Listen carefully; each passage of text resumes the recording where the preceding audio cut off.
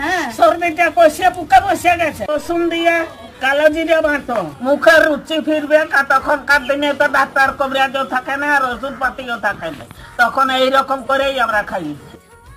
আমি নিয়েছি শিলের মধ্যে 20 গ্রাম কালো জিরে, 7-8 কোয়া রসুন, একটা পেঁয়াজ, 4টে কাঁচা লঙ্কা, কিছুটা ধনে পাতা, অল্প জল দিয়ে বেটে নিচ্ছি। তোমাদের বাড়িতে যদি কারো ঠান্ডার দাঁত থাকে তাহলে এই টোটকাটা একবার হলেও বানিও, গ্যারেন্টি দিচ্ছি ওষুধ লাগবে না। এবার ভালোভাবে বেটে নিয়েছি।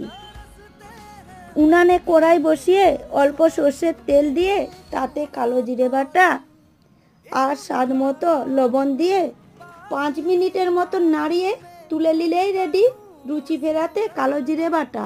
এবার গরম ভাতে পরিবেশন করলাম।